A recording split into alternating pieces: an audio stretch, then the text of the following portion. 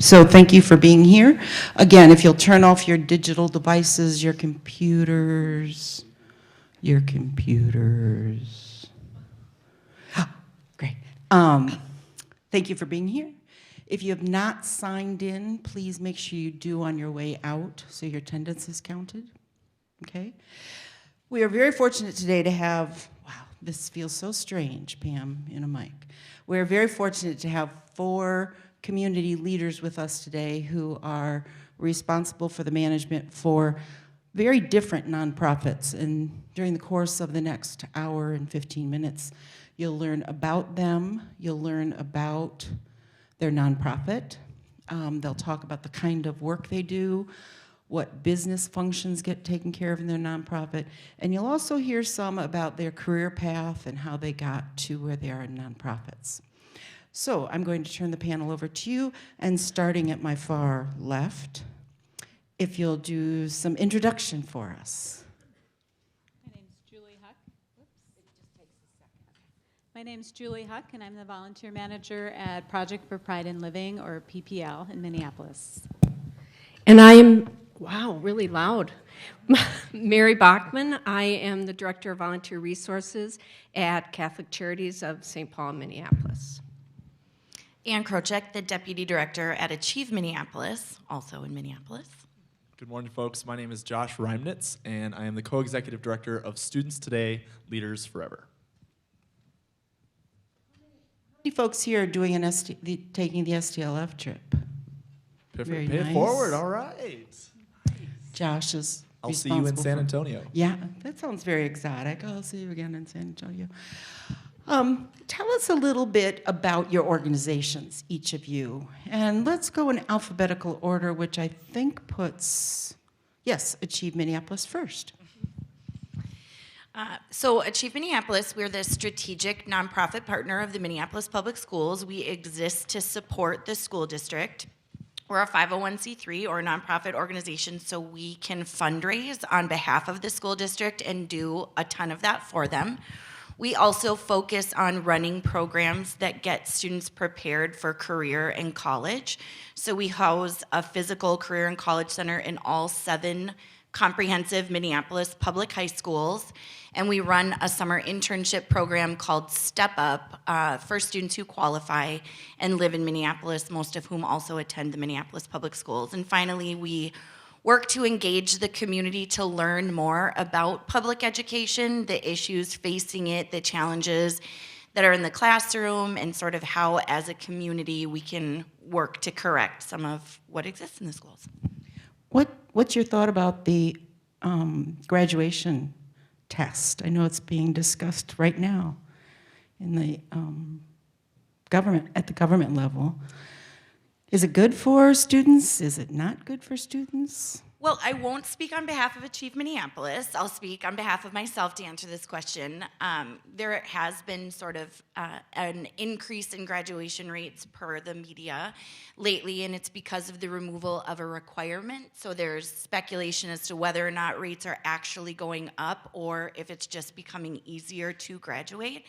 I will say I do think there needs to be a requirement for students to pass in order to graduate from high school so that it means something, and I think it could signal a better odds for resilience through college, which is really what we're after when it comes to preparing kids in high school.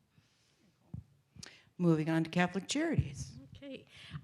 We are a social service agency that's been around for 140 years, a little over 140 years. We serve the most needy people in the community, and we also have an advocacy arm as part of what we do. So we're also fairly large. We're about 500 staff. We have 17 different locations across the Twin Cities metro area, and we work in a variety of areas. I think many people know us from our some of our more flagship operations, the Dorothy Day Center in downtown St. Paul, which is a drop-in center and an overnight shelter. We also have St. Joseph's Home for Children, which is a residential and intake for children in need. And we serve about 35,000 people annually. So I think that is what I want to say about that. So PPL is a housing and social services organization in the Twin Cities, based mostly Minneapolis and St. Paul. And our mission is to work with individuals and families with lower incomes to achieve greater self-sufficiency. And we have 4 core program areas: affordable housing, economic advancement, education and youth development, and family support services. And we serve about 15,000 individuals a year and have about 200 staff. Well, it's a big honor to be up here with these really awesome organizations within the Twin Cities. Like I mentioned, I'm with Students Today, Leaders Forever, and I'll just call it STLF for short. And our mission is to reveal leadership through service, relationships, and action. And so what we do is we work with college students, high school students, and middle school students to go on, well, our primary program is called a Pay It Forward Tour, where you travel around the country volunteering and do some tourism. At night, you spend some time on personal reflection, getting to know others, and essentially improving yourself. So it's a cool opportunity to provide first chance leadership. And at St. Thomas, actually, we have 3 college tours going out, and those are led by your peers. And so it's a chance to run the logistics, run the activities in front of your peers, troubleshoot when things inevitably don't go as planned, and all the other fun things that come along with it, along with getting to know your peers. And our organization has 10 full-time staff. We're 10 years old, and we were founded at the University of Minnesota by a group of freshmen. We also do camps for high school and middle school students, and we also try and do things a little bit differently. So we run a co-leadership model. So I run the organization with 2 other folks, and we're all co-executive directors, and we transition out like the Senate. So for instance, I signed on for a 6-year term or so, and one of my colleagues will transition out every 2. So we always have fresh new leadership, new ideas, and we can always recruit the next person for what the organization needs in the years to come. Thank you. Well, thank you. You bet. If you guys want to put one mic in and share it, you could do that, whichever is easier. Thank you for the overview of your organizations and some technical adjustments if you want. What about your own background to get you to this position? I assume you all have degrees in nonprofit leadership, sociology, psychology. Tell us how you got here. Let's start way down, Julie. I have an undergraduate degree in psychology, and I have a master's degree. It's an education degree, but it's really about program development. I didn't go to college right away after high school. I went to work and decided that wasn't so much fun doing that, and went to the University of Minnesota when I was 21 and didn't really even at that time know what I wanted to do, and kept putting off my counselors who said you have to declare a major. And so I went through the 2 years and really discovered that I loved working with older adults. So I designed my own major at the U in older adult studies and worked exclusively with older adults for many, many years, got into the volunteer field, and then went on to get my master's in nonprofit management. So you have a degree right in this area. I do not. I have a creative writing degree, and per some serious pressure from my parents in college, I got my teaching license as well. They figured that was the only way I was going to get a job once I graduated. But I fell in love with teaching. I loved student teaching so much my last semester that when I graduated, I only looked for jobs in education and was a teacher for several years, and then found Achieve Minneapolis because they were looking for someone to write a rigorous work readiness training for kids who are entering internship experiences. So I started as a low-level program employee at Achieve Minneapolis and have been there for 9 years and have found my way to my position now. I graduated with a degree in mass communication and speech communication and a minor in political science. After I graduated from college, I moved to Atlanta, where I taught 4th grade, and that was through Teach for America. After 2 years in the Corps there, moved up to Minneapolis to take the job as the co-executive director role, and it's tangentially related in that I write every day, need to communicate effectively, but certainly don't have any of the financial background needed to do my job. The fundraising training also needed to do my job. Those were kind of learned on site. If you were to go back now and add an academic area that would well prepare you for what you're doing, what would you add? Or would you? Anyone? I'll take the answer from two folks. Well, so for me, I would add a business degree. I just think the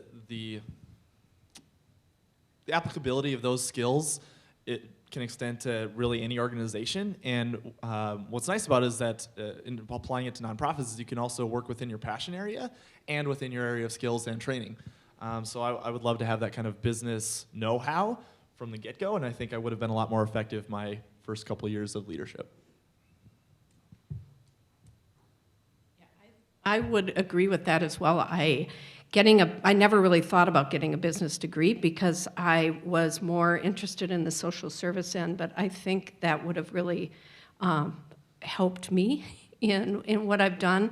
And something also in the area of fundraising development, I think, is something that I would have done a little differently and may still do. Are all of you involved in fundraising at some level or another? I heard you say that's specifically part of what you do. Julie, do you have to help much with fundraising?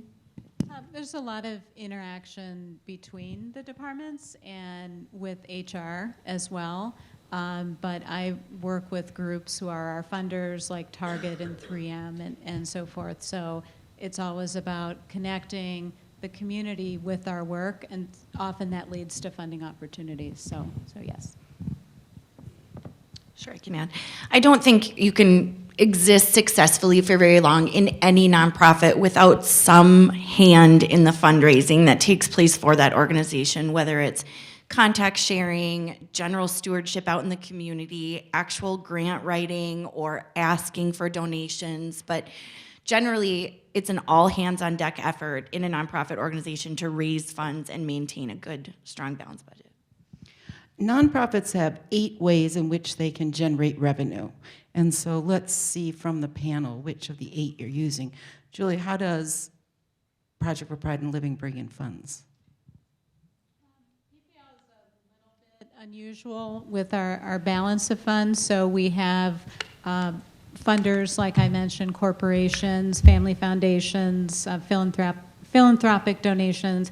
We also have a pretty significant percentage of earned income. So we have rental housing, and the rent serves as a source of income. We have about 30% government grants, which has actually gone up. We used to be at about 8%. But the fact that we have a balance allows us to weather recessions, and if there's a dip in one area, maybe we can achieve a gain in another. Okay, so the 4 areas we've heard so far are tax dollars, which provide government grants, corporate funding, foundations, and earned income, so a profit-generating center within your nonprofit. And we break ours out 4 ways. One is our investments, so we're earning money that way. 1 through our government contracts, or 2. 3 through our program fees. So some of our counseling services, for instance, are paid on a sliding fee scale. And then we also have contributions and grants. So we're getting those monies from individuals, from corporations, from wills and bequests, from United Way. We get a small amount from United Way, and also the Archdiocese provides us with a small amount. Okay, so we've added to the list in terms of individual donations, fee for service, so if you're a member at the YMCA, for instance, you pay a membership fee, grants, and although, Julie, you said government grants, those are actually tax dollar generated. Grants through foundations are considered another source. And we have one more. I have nothing additional. Yeah. Okay, and darn, because now I've kind of lost track of where we were. Fee for service individual. I want to make a note about corporate donations really come in 3 shapes. One is in-kind services, so Xerox, for instance, might provide all the printing for your company, for your nonprofit, cash donations, and additionally volunteers. So for instance, Wells Fargo is the largest donor of volunteers to junior achievement. Fee for service, tax dollars. Well, there's an eighth one, and if I come up with it, I'll just shout that right out in the middle of something.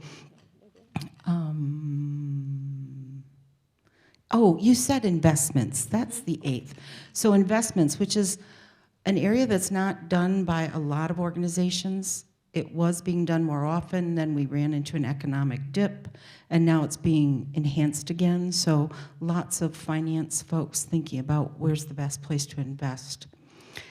We've talked in your classes about the difference between nonprofits and for-profits. Can somebody tell me what for-profits do with their profits? Two things. What do for-profit companies do with your profits?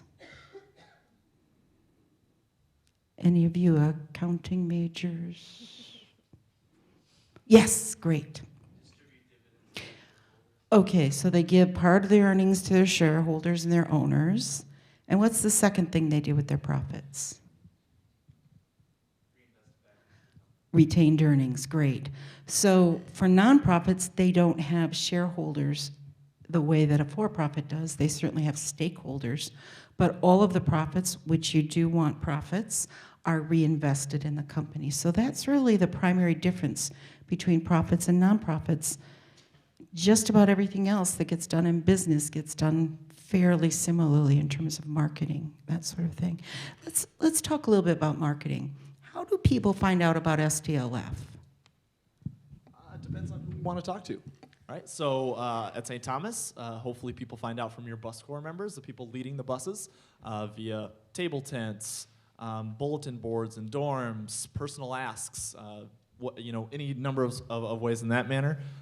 Maybe even a listserv email to the whole campus. If I'm trying to get in contact with donors, I might go to other events of other youth leadership organizations around the cities, might reach out to my board to ask them to find contacts. If we're trying to talk with parents, we might go to different parent organizations. And so it's we don't necessarily have the budget to do any major advertising, so we rely a lot on flyers that we print ourselves or face-to-face communication and that type of stuff. But otherwise, it's really just personal connections. Jason, how much do you use social media? Oh yeah, social media quite a bit. We're pretty big on Facebook, the Twitter, Instagram, all those good things, and that's really crucial to reaching our primary audience, the students who attend our trips, and keeping people in connection after they get involved. And what about the two folks at the end? Social media used a lot? Talk about how you use that. I would say, as an older organization, we probably weren't as quick on the bandwagon as you were, but we are certainly using Facebook, Twitter, and YouTube channels. For instance, this last summer, and it's hard to believe that we were actually really hot, but last summer, when it was so warm out, we put a call out on our Facebook page about the need for more water and food for some of the folks in our shelters, and raised $4,000 in one day just through our Facebook page. So. We use social media as well. But I think the way most of our participants, the people that are using our services, hear about us is word of mouth through other participants. We have really strong name recognition and good reputation in immigrant communities. And in fact, someone came into our service center one day and they had a piece of paper that said PPL and the phone number of our front desk, and somebody had given it to them in a refugee camp in Kenya. So word's out there. Wow. International. Oh, that's amazing. I want to ask you all a couple of personal questions. Many times at this point in the semester, I'll have students who come to me and say, I really like being in a nonprofit. I like the culture, but Dr. Gorski, I'm leaving here with $30,000 in debt. How am I going to explain to my parents that I'm going to take a marketing position or a leadership position of some sort in a nonprofit when I've been offered a job for $42,000 if I went to work for a corporation. Are you all part of the group that needs to apply for food stamps? Did you have to hitchhike here? Tell us a little bit about your lifestyle. Can I have a reasonable lifestyle and work in a nonprofit?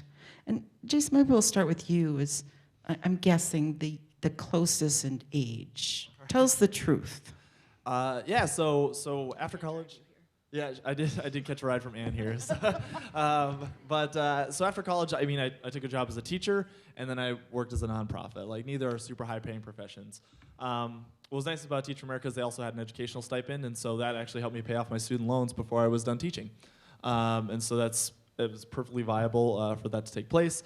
And now as a nonprofit worker, I get by just fine. I drive a car that gets me places. It's not a Beamer or anything like that, but certainly nothing to laugh at either. I put food on the table every night. I take a vacation somewhere throughout the year, so I really feel comfortable in my lifestyle. And I also view it, if I could expound upon it a little bit more, as more of a long-term investment. And so I think especially with smaller to mid-sized nonprofits, and even larger ones too, you have a chance to wear multiple hats, and you get to build your capabilities.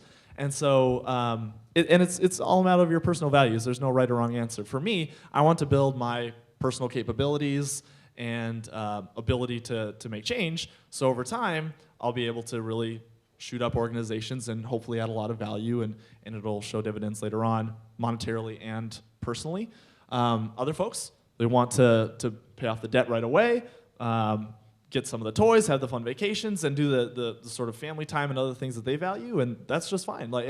But what I often feel is that there's often a ceiling with that because they didn't build the capabilities at the outset. And so you accelerate right away and then might stifle a little bit after that. And so, I don't know, that's where I'm placing my eggs. Would all four of you agree that you get to be more of a generalist in nonprofits? I mean, there was a hint to that earlier. And when you're thinking about your career path, it is very helpful to think about where can I go and be a generalist. Some of it, you're still discovering what kinds of things you want to do.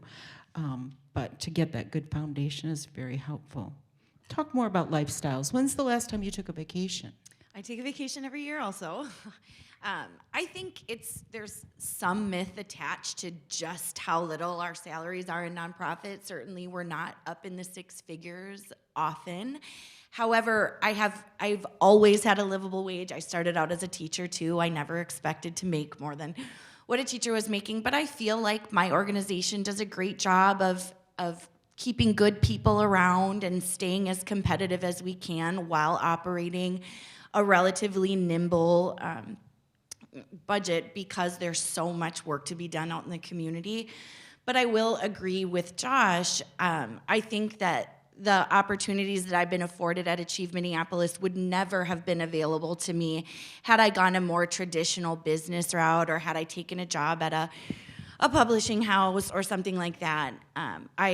I started at Achieve Minneapolis 9 years ago, and there were 8 full-time employees. Today, we employ 33 people. I've seen the organization grow in a way that was more rapid than my husband took a job right out of college at Best Buy. He's had a very different career than I have. One of the big things that I do as the deputy director at Achieve Minneapolis is I recruit, engage, and retain our board of directors. So in my late 20s and early 30s, I have meetings with CEOs of Thrivent or US Bank that would never have been afforded to me if I were an analyst at Best Buy or if I took a job at General Mills in marketing. So I think that with everything, there's a give and take. But also my skill set is used much more. I have exposure to human resources. I have exposure to IT support, which is hilarious. I have no training in that whatsoever. But this is sort of just what happens when you work at a growing nonprofit organization. Everybody puts their heads together. I sort of mentioned before this all hands on deck mentality. We'll figure it out. And there's not a prerequisite that you have, this, and this expertise. If you're smart, if you work hard, if you're willing to get your hands dirty, chances are there's great experience waiting for you that will be usable in any area afterwards. And just my apologies. I think I called you Jason a minute ago. Lifestyle? Yeah, well, I love my life, and I am at the opposite end of where you are. I'm oddly enough like thinking about the end of my career, but I have a great life. I don't feel like I was ever motivated by money. I mean, I was lucky enough to graduate college with very little debt probably because I went so long ago, it wasn't quite as expensive. But I have just always followed my heart. I remember one time when I was living in Chicago and I had a significant life change, and I met with a financial planner who happened to be a board member of the organization that I worked for, the nonprofit that I worked for. And he met with me and he said, "You have to quit your job. You don't make enough money." And to be able to retire, and at that point, retirement seemed a ways off, but I looked at him and I said, "How do you trade happiness and following my heart, doing what feels good to me for any kind of money? I'll live in a smaller apartment than you probably live in, but I just wouldn't have traded anything that I've done throughout my life." And I lead a fine life. I just got back from Hawaii, so I travel quite a bit and just enjoy myself. So, Julie, do you want to comment? I agree also that non-financial benefits are really important, probably more important to me. I do make a reasonable salary that I feel comfortable on, get to go on vacation, support my family. But yeah, going to work every day with people who are mission-driven, who are really creative, really entrepreneurial, love what they're doing, know that we make a difference in the community every day, that's really important to me. And my dad was in business his whole life, and all I remember him saying about his very good job was that it was hectic. Now, his second career, he came back to St. Thomas and got a second nonprofit MBA, worked for several nonprofits. He's in his mid-70s, and he's still working for United Way. He sees no reason to retire because he really loves what he's doing.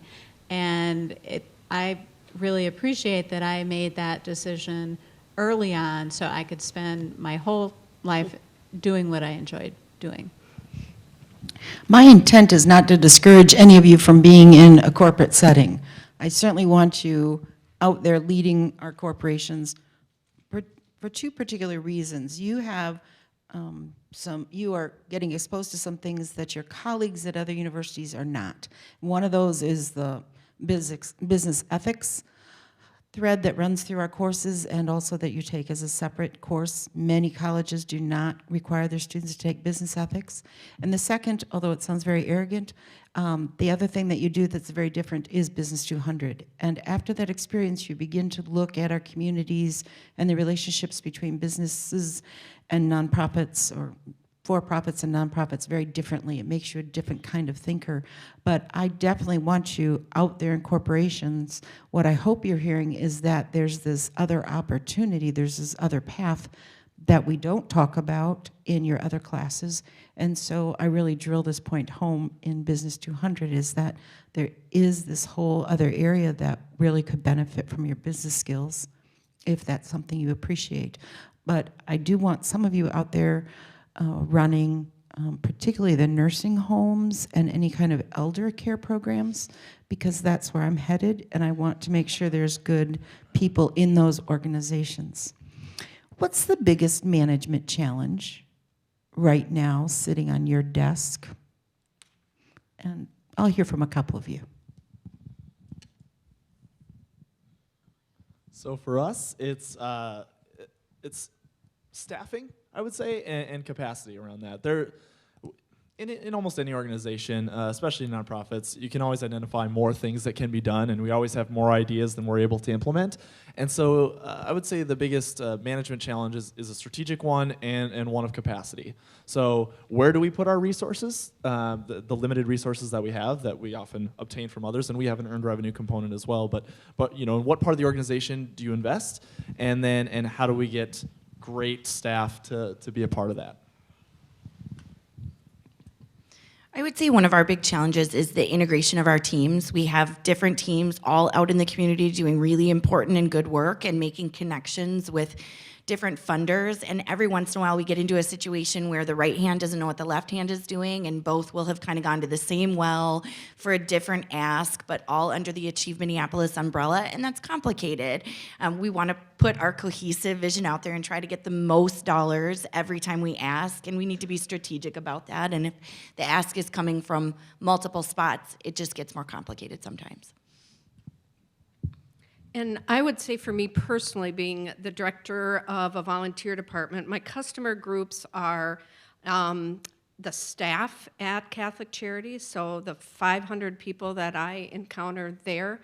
It's our volunteers, so it's the 7,000 volunteers that I'm encountering. It is the people out in the community that are wanting to get involved with us, so that's a lot of people. It's just that whole human piece, dealing with human beings, is fun and challenging and interesting. So it just seems to me that every day there's something new that comes up that you never thought of before that somebody will be bringing up. So it's not anything that is difficult to get over, but it's just that whole dealing with human beings. Julie, what about growth in your organization? What's it been like? Where are you going? Growth. In the past 6 years, we've had 6 mergers or program acquisitions. Only one of those I would characterize as a true merger where it was similar size organizations coming together, and the others have been more program acquisitions. So, for example, Cabrini Partnership is a supportive housing organization that was fairly small and merged with PPL for PPL to be able to provide the kind of support like tech and IT and finance and so forth. At the same time, we acquired a program that diversified our services and allowed us to bring in a new type of expertise. So this has been a pattern over the past few years. I don't think we're having any more in the near future, however, but that's a lot of growth and a lot of change, but it's been really exciting. And Joshua, where do you guys go next? You started with colleges, with one college, and how many college chapters do you have now? 30. And you're at the high school. Yep. And have you gone to middle schools? Yeah. Middle schools, and then branched out into camps for both high school and middle schools as well. Okay. And I would say for us, in terms of product development, let's call Okay. those types of programs or program development. I would say adult programming is next. We're actually seeing a growing demand for what adults want to do. They want to take part in service and feel fulfilled in their lives. And STLF's provided an opportunity to do that. We recently went on a Glory Days cruise, which was basically a pay it forward tour for adults on a boat. So we went through different ports of the Bahamas, volunteered there, and what was nice is it gets you out of the touristy portions and into the real heart of the country, and got to meet locals and work side by side and still have some time for the beach too. And what's nice is it provides a really great need and an earned revenue component that helps fund our programs for other aspects of the organization. So I would say looking for growth in there and also trying to leverage our expertise. So we have some unique HR practices that could turn into an earned revenue consulting arm for the organization. We also do some really cool things with facilitation and training, which could go into another earned revenue component for corporations and businesses who hire those out often. But we could do it a lot more cheaply, but still seems great for our organization. My crystal ball says that as you continue to do trips with elders, I can just see that those are all going to be in warm climates. Is that true? Well, it's a draw for the staff and I think for the participants. Yeah. Did you get to go on the Oh, boat I trip? made sure I was part of the planning team, so I'd get to go along for that one. I'm going to turn the mics over or the questions over to the students at this point. I've got some more questions I want to ask them, but what questions do you have at this point about their organizations specifically, nonprofit work? Let me bring a mic out. A couple of questions. Ah, great. Come meet me up here a little bit. Oh, I feel like Oprah. Yes. Yes. Ellen, do the dance. Tell us who you are, your major. Way to be brave. I'm Ben Lucius. I'm majoring in HR and business communications. My question is, so I'm working for a nonprofit, A Parent Plan, which is dealing with aging and aging seniors. And I'm kind of like a health promotion director right now. Kind of sounds more than it is. But my duty is to, register for some local volunteer sites. So I've done that with Hands on Twin Cities, and I looked at some of the other sites that we have on the Business 200. But I work with Tracy Keebler. I don't know if anyone, but she asked me how is the best way or how can we attract AmeriCorps workers. I don't know if any of you have experience with that, but that's kind of my question, if you know how to do that. I mean, I know you can go on the site and call a number and whatever, but I don't know if you guys have any experience with that. So talk a little bit about what AmeriCorps is, because that might be, thank you, be something that folks might be interested in. Oh, yeah. You take it. I'll take it. No, you take it. Okay. PPL has had extensive experience with the AmeriCorps National Service programs. So there are two types of AmeriCorps positions. Well, more than that, but it sort of breaks down into two. So there are state and national positions doing direct service, so things like providing meals, teaching, tutoring, running youth programs, that sort of thing. And then VISTA positions, which are capacity building positions in nonprofit organization. It's really complicated to get AmeriCorps members at your site. I'd be happy to be a resource for people. One thing you could do is contact Serve Minnesota, which is the state organization, but because it is a government program, there are a lot of sort of ins and outs to it, and you need to have positions approved by AmeriCorps to have AmeriCorps working at your site. So you have to be allotted slots by different corps that are serving different purposes. So there's something called the Economic Opportunity Corps, and they provide members at nonprofit organizations that are working on goals related primarily to employment. So it's complicated, but national service is great. It really builds the capacity for a nonprofit organization, and for a graduating student, it's a great way to get a taste of what working for a nonprofit is like, and you really get a lot of responsibility, and you have a lot of excellent training and guidance, and it's a fantastic program, but there are fewer opportunities now than there have been in past years. Definitely something you might want to think about if you're thinking about a year of service after graduation. One of the things, as Josh mentioned earlier, with programs like Teach for America or AmeriCorps, is that you do get some of your student loans forgiven, and that is also true in working with a number of different nonprofits. So that might be something you want to look at, that some loans are forgiven if you choose to go into nonprofit work right after college. Anyone else want to talk about AmeriCorps? I don't really want to talk about AmeriCorps. Okay, but anything else I you'd want like to say in general? No, it is very, that's how Julie and I met. We were part of the Minnesota Economic Corps.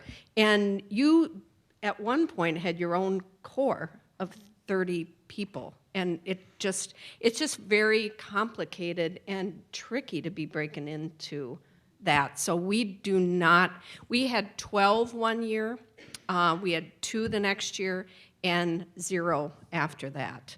But we work with the St. Joseph's Worker program. We've had St. Joseph's Worker students, and also the Jesuit Volunteer Corps. So those are some other after college programs. And do you get access to those because of the Catholic connection? I don't think so. Okay, But, okay. no. Okay, so certainly No. something to look at for But your I think once organization. you've had a successful placement, like with the St. Joseph's worker, and we have a really good relationship with them, then it's easy to keep going from there on. But there are other places out, the Lutheran Corps, Lutheran Volunteer Corps, so. How do you attract all of your volunteers? Through exciting programming, I think, is the most important thing. Because we're awesome. Totally. In fact, we're looking for young volunteers. No, I'm joking. I think you give people a reason to get involved. You give people a cause or something to get excited about, and they're more likely to come back and volunteer for you. And I think we're constantly looking for great ways to utilize community involvement. I mean, I'm not sure if any of you have experienced this, but the worst case scenario for a volunteer would be to show up at a site, you get there ready to help out, and then you end up kind of just, so what do you want me to do? I'm just gonna stand here. And at Achieve, we're very, very intentional about making sure that doesn't happen to any of our volunteers. If you're excited about the Minneapolis Public Schools, if you wanna work with kids who are currently attending Minneapolis Public Schools and you show up, we will find something exciting and meaningful for you to do. We will connect you with those kids. We'll utilize whatever talent you're willing to share with us. So I think that that's at the heart of attracting and retaining volunteers, is making sure that you provide them with a great, exciting experience. Another question from the audience.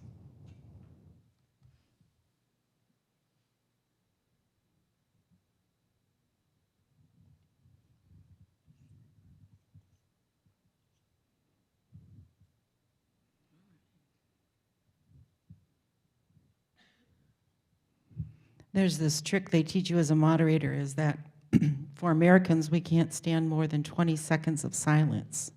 And so as the moderator, if you can just endure that, somebody will say something eventually. So other questions?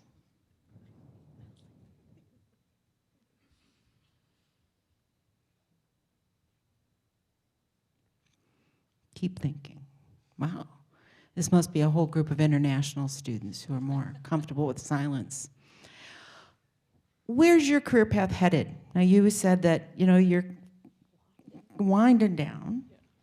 But what does that mean? Are you leaving the workforce entirely, and then the rest of you, what's next?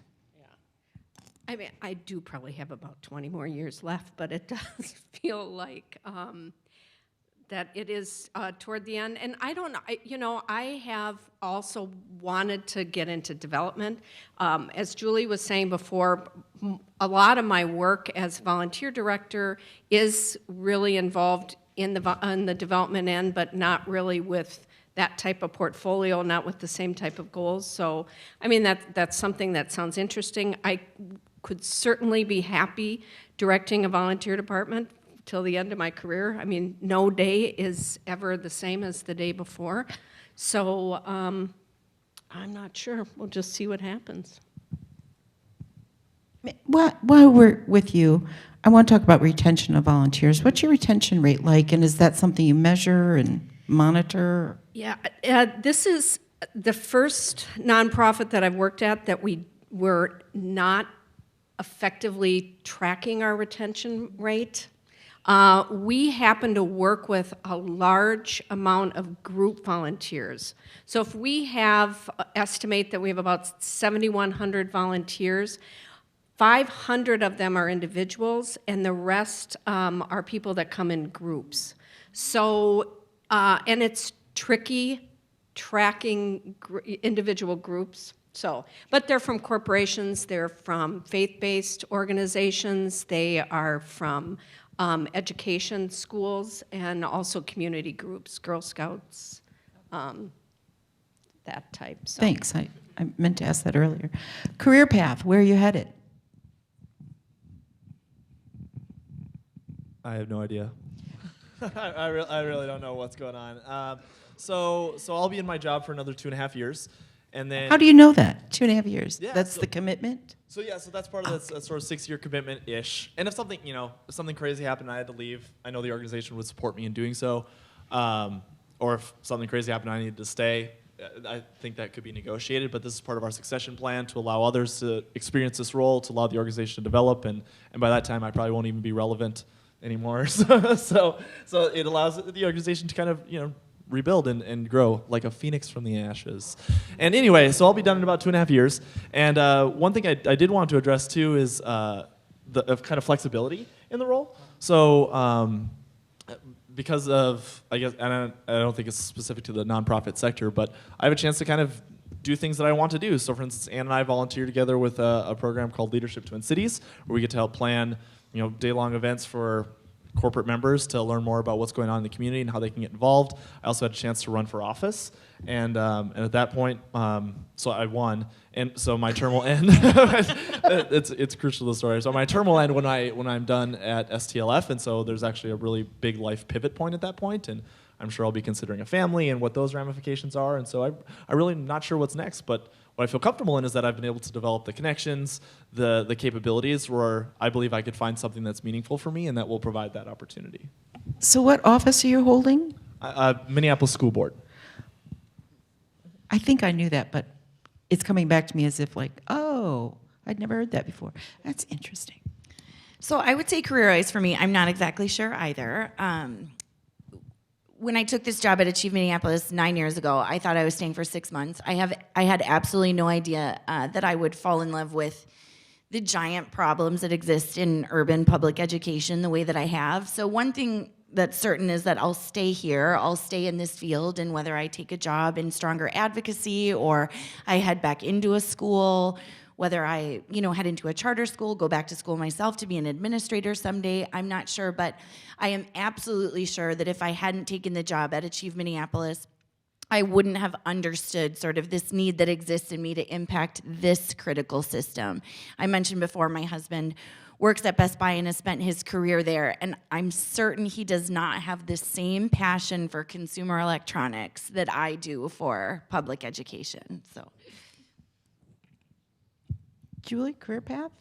I think my career plan is to be open to opportunities and to take advantage of them. I used to work more in the direct service or the program management end of things. I ran programs for teen parents, and that's my passion. I really enjoyed it, really got a lot out of that.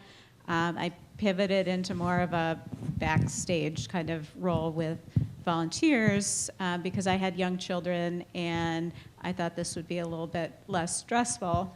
And in some ways it is, but I just really enjoy it, and I love working for PPL, and I like to be entrepreneurial and start programs and start initiatives, and if there's a great opportunity to do that elsewhere, I might, but I really like what I'm doing now. I want to make sure we're taking questions as they arise. Yes, let me meet you at the microphone so it gets recorded. Come on up. And tell us your name and year and major. I'm Ellie. I'm a freshman. And my question for you guys is, do you work very much behind a desk, or are you dealing with people? Is it really formal? Or what do you have to say about that?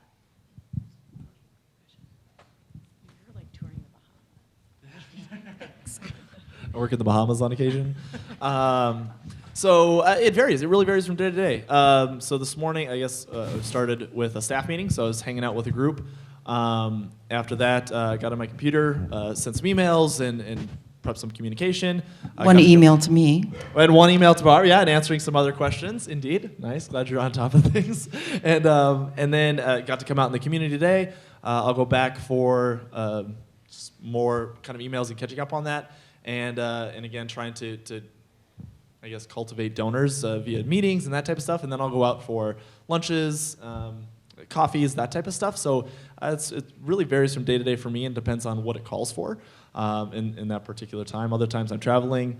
Yesterday I was out on a pub crawl for St. Patty's Day to celebrate with Finnegan's. So I was driving around as they went to different bars, and Finnegan's is a nonprofit beer. So for those of you of age, I encourage you to check out that nonprofit. They do good things for our community.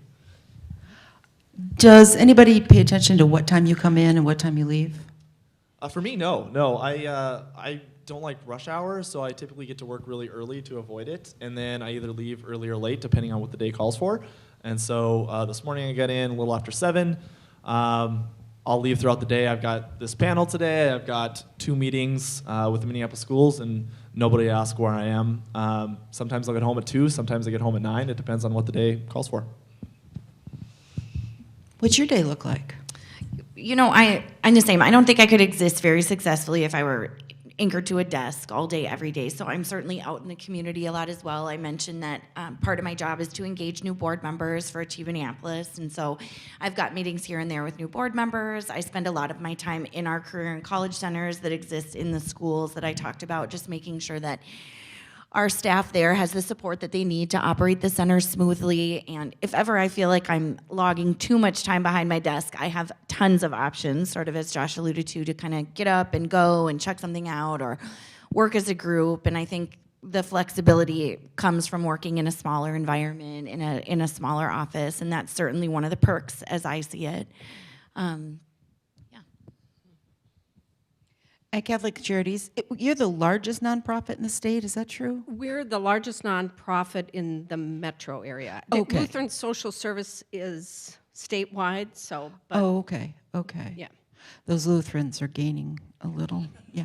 Good friends of ours. So you're in this huge organization. Mm-hmm. Who knows when you come in and out, and how important is that? Yeah, it isn't.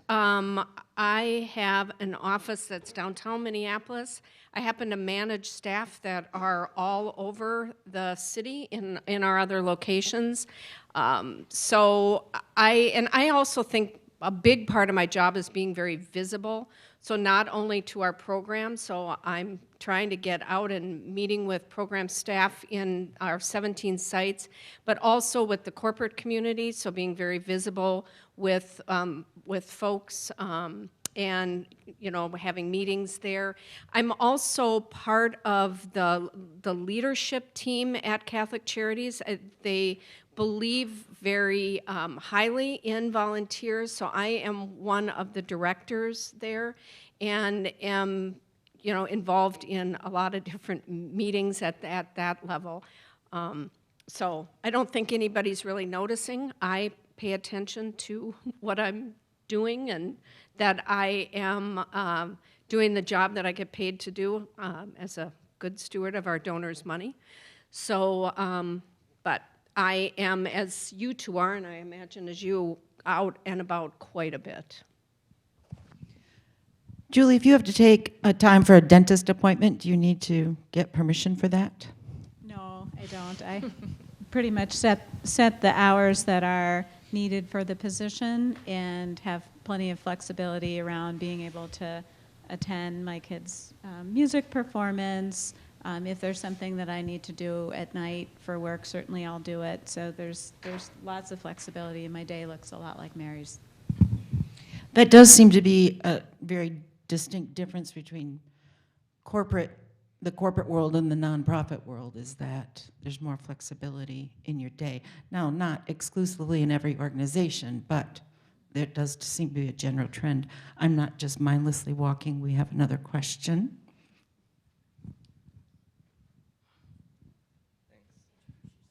My name is Matt Kopp. I'm a super senior here, majoring in business marketing management and Catholic studies with a minor in communications and journalism. And my question is, do you see many times that people make the jump from nonprofit to for-profit or for-profit to nonprofit, or do they mostly stick in those two fields? And if they do switch, what's the transition like either way? That's a really good question. I have a small sample size, but there's some personal experiences, I suppose, with my colleagues. So one of my most recent colleague who left as a co-executive director, founder of the organization, he immediately went to work for one of the largest corporations in the world, actually, and stayed there almost a year and left. He was able to increase his donations to STLF during that time and then fund his 5-week vacation to Africa, 2-week vacation to Brazil, week vacation in Utah, that time, but he left and he's now working at a nonprofit again. He hated going to work every day, and so he really struggled with that transition. I know some of my friends from Teach for America who then moved to the for-profit realm look for ways to give back, and so that might look more like a board position, that might look like kind of volunteering for other nonprofit capacities and those types of things. And so I think that it depends on your own personal perspective, and how you find value and how you're gratified. So you might be able to fulfill your kind of itch to do good volunteering and going out on weekends and doing some of those items. You might need more than that. And I know for me, when I was in a fellowship with a for-profit that was a bit more structured, I mean, I struggled daily to go to that job, and I really hated it because it drained me all day long, and I was just tired, and I wanted to sit around and do other things at night. And so coming to work now fulfills me. I'm super happy to get there. I'm super happy to stay, to work weekends, to travel, whatever it needs, because I really, truly love what I do. And I would agree. Our board is full of people who work in the private sector, and I think that's how a lot of people find that balance. I want to keep my job at Cargill, I want to keep my job at Best Buy, but I want to give back too, so a board membership is a great way to do that. I think that while there's a lot of synergy in terms of business development between the nonprofit world and the private sector, it is its own career path. There's a special set of skills that exists for someone looking to develop in nonprofit, just like there's a special set of skills for people looking to develop as a nurse or looking to develop as a firefighter or whatever it is. And so I don't think that it's super jumpable, but I've seen people successfully do it both ways, coming in and exiting out. But I've also seen it wrought with a lot of challenge because it's very, very different working for a mission than working for a profit. Yeah, and I have more experience working directly with people that have come from corporate jobs into a nonprofit, and I've seen that work more successfully than the other way around, honestly.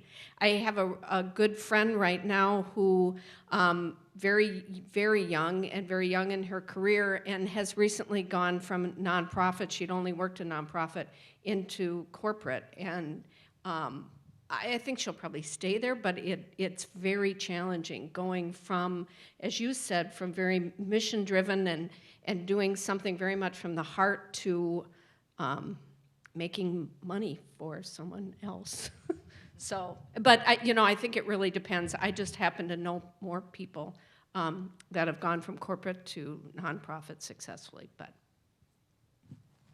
Our business areas have a lot of employees who come from the corporate sector. So our property management department, housing development, our HR department is someone from the military, a lawyer, and someone from a bank.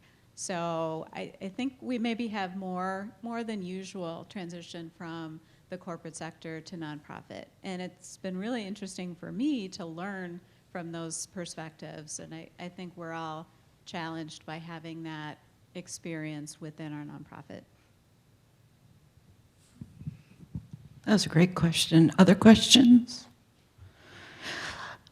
I want to go back to the personal a little bit again. One of the things that I talk to students about is that it often costs less to work in nonprofits, and so your salaries might be lower, but the costs of being a professional in a nonprofit are less, and we see that in things like the pressure to drive a particular kind of car or what your corporate uniform looks like, that sort of thing. So I want to talk about your wardrobes for a moment. Joshua, I can pick on you. Will you come model what you're wearing? We've got nice sneakers on. Yeah, very nice, very nice. Now, is this a typical day's wardrobe? I dressed up today. You dressed up. So typically what I like to wear, I'm a very casual dresser, and I kind of work on both ends of the spectrum. So I'm either super casual or I dress in a suit. So I actually just purchased, this is my first pair of jeans as an adult, and I've owned them since December. So I'm kind of an odd duck in that sense. But so Anne has seen me, for instance, in a velour tracksuit that I wore to work one day. Wouldn't recommend that. It said Fat Farm with a PH right there. So there's that. But then otherwise I wear suits, and typically when I wear suits, it's when I'm meeting with major donors, or if I'm have school board functions and those types of things. But for me, I like to just dress to myself, and so I feel really comfortable in athletic shorts and sweats, and that's what I wear to work if I don't have any external meetings, and nobody calls me on it. How many suits do you own?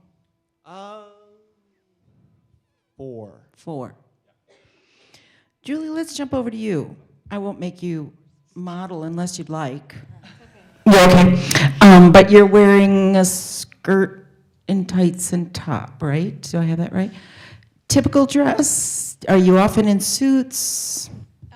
Rarely. I typically dress like this, or pants. Sometimes on Fridays I wear PPL t-shirt and jeans, or if I'm supervising a volunteer project out at one of our housing sites, I'll dress casually, but this is pretty typical.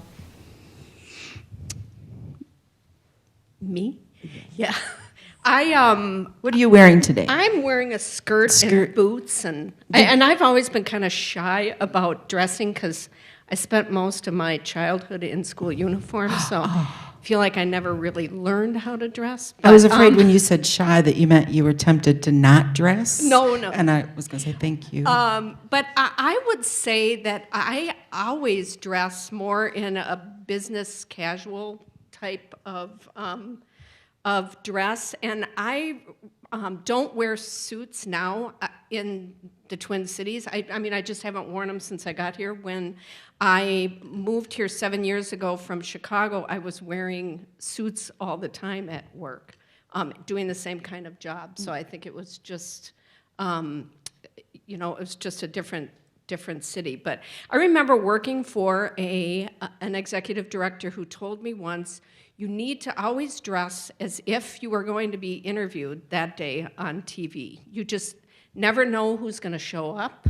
You never know what volunteer that you're going to need to be talking to, whether it be, the president of Best Buy or what, but that you should always be very presentable. And it doesn't mean, that I haven't worn the same black skirt 12 times in the last 2 weeks, but, just always looked ready for anyone that might show up. How many suits do you own? 2. Yeah. If I have an external meeting, I'll get dressed up. If I'm spending the day in the Achieve offices, I almost always wear jeans. I don't wear velour tracksuits often, but... Burn. But a lot of our staff, our grant writer, for example, our database administrator, people who are still motivated to work at Achieve Minneapolis for our mission, who exist primarily in the office and aren't out and about in the community, dress however they want. Shorts in the summer, sandals. A lot of them ride their bikes to work every day. So they look like they rode their bike to work, and there's no change. So there's no dress code. I cannot remember in all the time I've been at Achieve someone having to be spoken to for what it is they were wearing. Although Josh doesn't work at our office, maybe if he did, we would have to.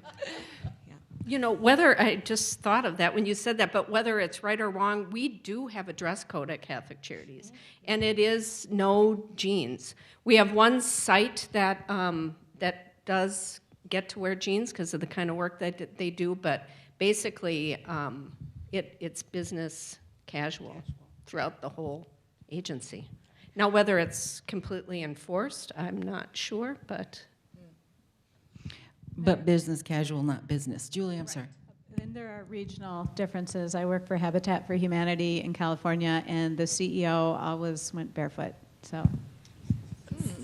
So there's a variation, regional, and you made the point, the difference between Minneapolis and Chicago, or Minneapolis and California. Going barefoot here would have its disadvantages, I think.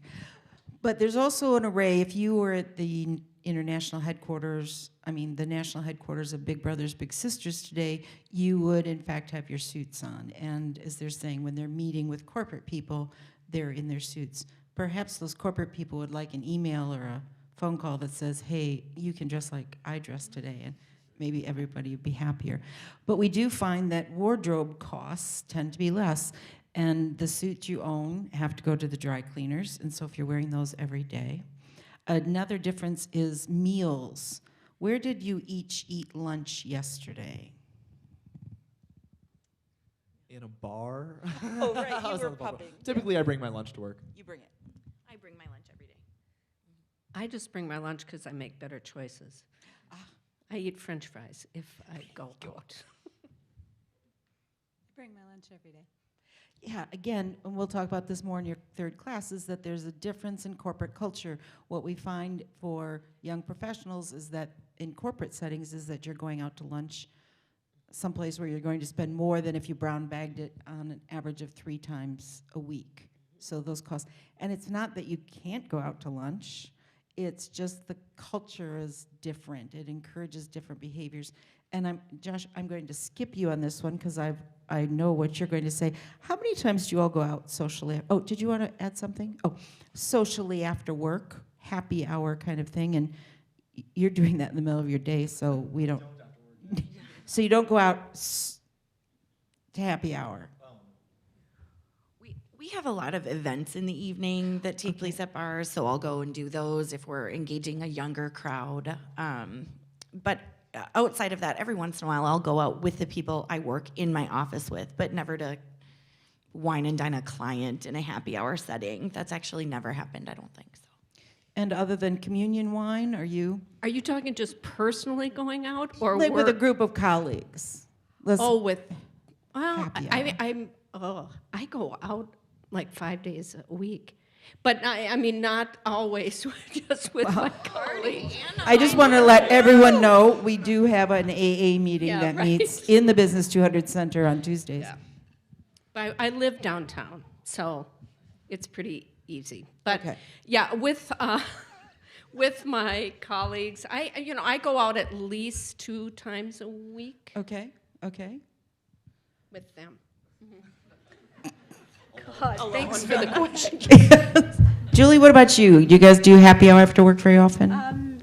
Some people do. I certainly have the opportunity, but I'm in charge of picking up my kids after school, so I tend not to personally have the opportunity. In the corporate setting, the average is that you will go out to happy hour 3 times a month on average. Some students are very surprised by that, and they think I might be saying a day or a week, but no, it's 3 times a month. And so again, those costs begin to add up, and it's not that you need to go, it's not that you're pressured to go, but that's where a lot of informal decisions and sort of alliances get built, and so being at those is important, those informal discussions. So again, you see a range of things here, but in a corporate world, going out after work tends to be happen more regularly, and thus another cost. And the last cost I want to talk about is your car. Julie, how old is your car? Well, last year my car was 20 years old, and that one is no longer functioning. So my other, A moment of silence. I have a 10-year-old Honda CRV, and tend to go around by bike more than car. All right. I have a 7-year-old Saab that I've put 22,000 miles on in the last 5 years. Car? 3 years old. 3 years. 10. Good. Now, you could look at this and say, oh gosh, those poor slobs and nonprofits can't afford new cars. But here's my follow-up question. Has anybody ever mentioned to you about your car? Do cars get a lot of discussion in the office? Like, oh, I test drove the new.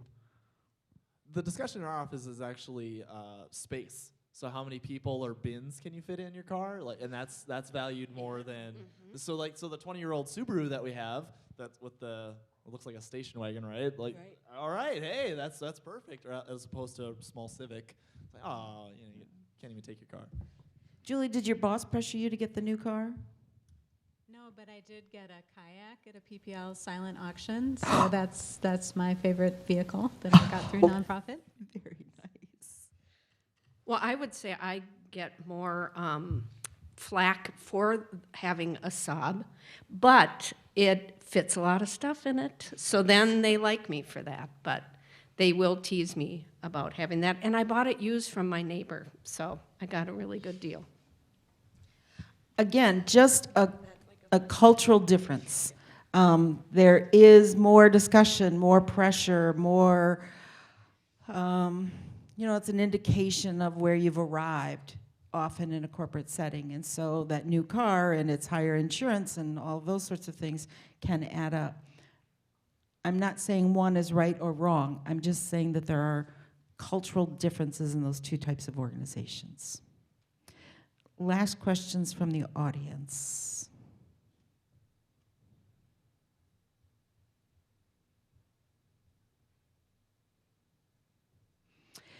And panel, before you sit a group of college students, some getting ready to leave us in a month and a half, some just joining us but already looking towards leaving.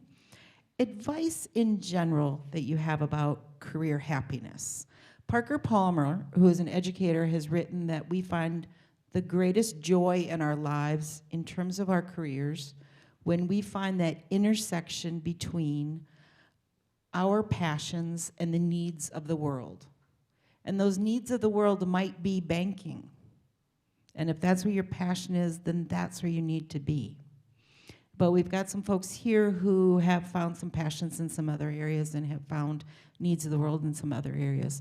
Career advice, what would you say?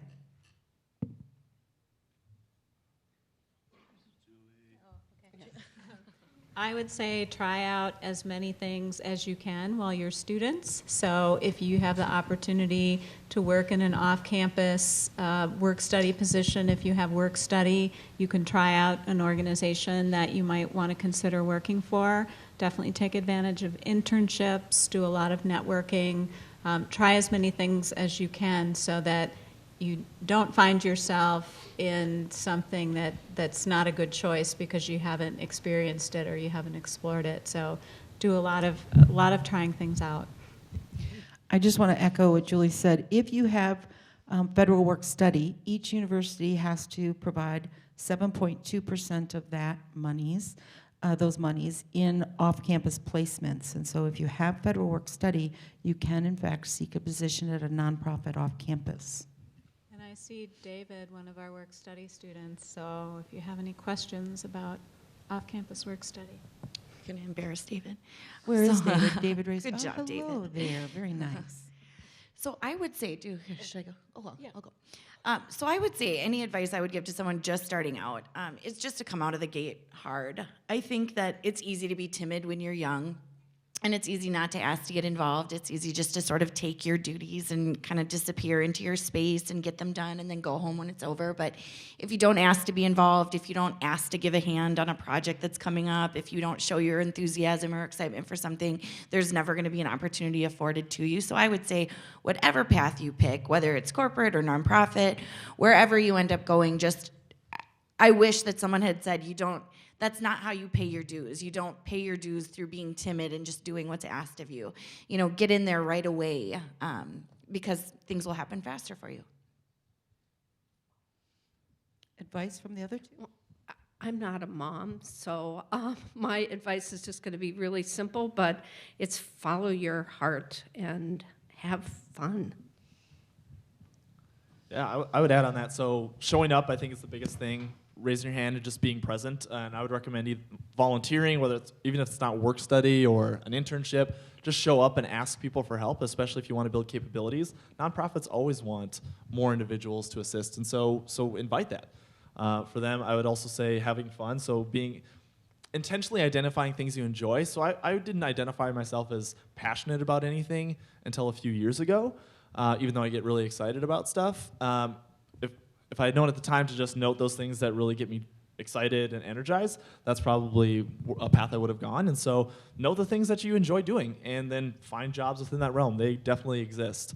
And then the last thing I would say is find a mentor. I have a couple mentors, and it makes such a huge difference to be able to go with them with professional questions and issues, and even some of the personal things, trying to balance, all right, so I've got a really serious relationship. How do I balance my career goals and personal desire to make a difference with the time that I also want to spend with this person who's really deserving and whom I love, right? And so they have the experience to talk through that with you, and those are going to be issues that you face in work-life balance. So I'd encourage you to find a mentor for sure. And people are often flattered when you ask. Last call for questions. Of course, at this moment, if anyone raises their hand, they get mugged in the parking lot later. So will you join me in thanking our panel?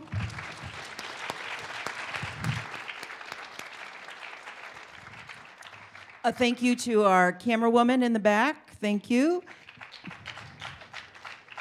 And if you haven't signed in, please do. Thanks. Have a great afternoon.